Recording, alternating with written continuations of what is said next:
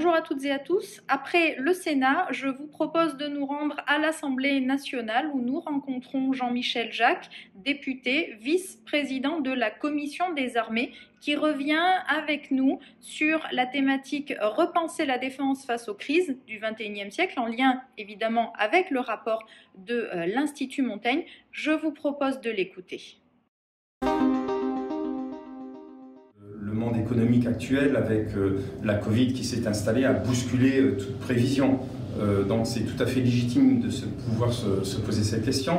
Maintenant, il ne faut pas oublier que le monde dans lequel nous vivons est toujours bouleversé, totalement imprévisible, on l'a bien vu, et de plus en plus rapide. Ce qui demande donc forcément de la part du décideur politique d'avoir cette vision, et n'oublions pas qu'un des premiers devoirs de l'homme politique, c'est aussi de défendre la nation.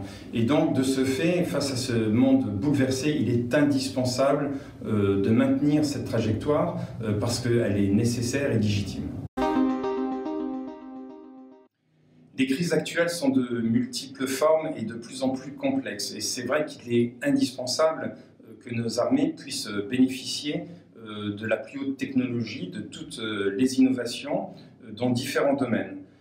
Pour cela, il est aussi indispensable que nous revoyions nos modèles, nos organisations. Il faut que nos armées, mais aussi le monde politique et le monde de la défense de façon générale, les industriels aussi, soient le plus agile possible, le plus rapide possible entre l'idée et la mise en pratique et la conception des briques ou des outils qui permettront à nos soldats d'être les plus forts sur le terrain. On s'est construit historiquement sur des modèles, sur des programmes lents, sur le temps lent, mais maintenant les boucles technologiques sont tellement courtes, les boucles décisionnelles et les boucles d'information sont de plus en plus rapides, entre autres par rapport aux réseaux sociaux qui se développent, et puis par le numérique qui rentre partout dans le quotidien de tous nos concitoyens. Et donc il est indispensable que nos armées, notre industrie de défense soient agiles. Cette Europe de la défense, il faut la voir sur deux plans.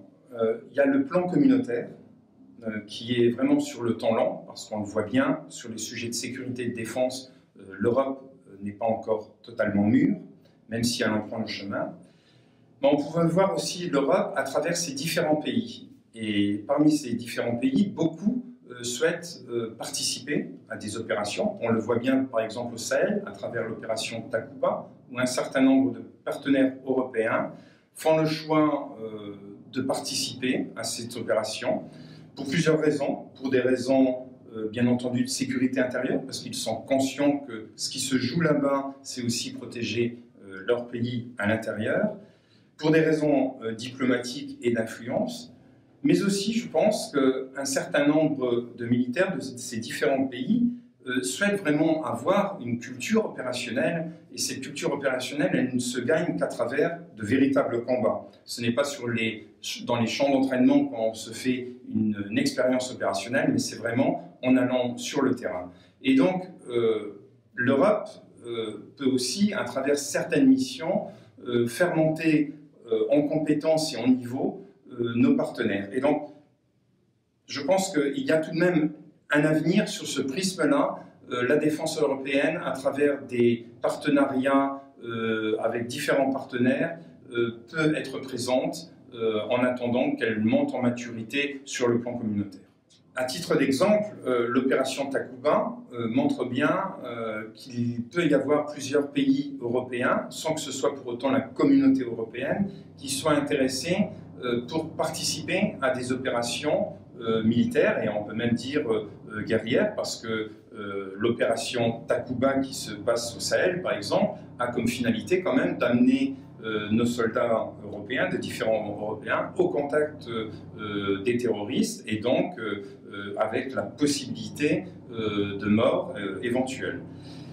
On voit que beaucoup de pays souhaitent quand même y participer pour plusieurs raisons, pour des raisons d'influence, des raisons diplomatiques, mais aussi parce que c'est l'occasion pour eux de monter en compétence sur le plan opérationnel, et rien ne vaut finalement une véritable opération pour ce faire. L'opération Takuba est tout à fait un modèle qui attire un certain nombre de partenaires. Je l'entends à travers différents hauts responsables militaires étrangers qu'il y a une appétence pour aller sur ce modèle d'opération qui peuvent être finalement, en attendant que la communauté européenne puisse mieux s'organiser, une façon de faire exprimer la position européenne. Repenser le modèle des armées, c'est revoir peut-être aussi l'état d'esprit et puis les organisations. Pourquoi? Parce que les organisations, il faut les revoir pour être encore plus agiles. C'est indispensable. On est dans un monde qui va très vite sur le plan de l'information, sur le plan numérique, sur le plan de l'innovation. Et c'est indispensable que nos armées, nos entreprises de défense, enfin, toute la communauté de défense puissent être très agiles. Et ça demande de revisiter les organisations. On l'a vu à travers l'existence de l'Agence de l'innovation, il y avait une nécessité de faire des cycles de captage de l'innovation et de la mise en forme de ces innovations sur le terrain le plus rapide possible.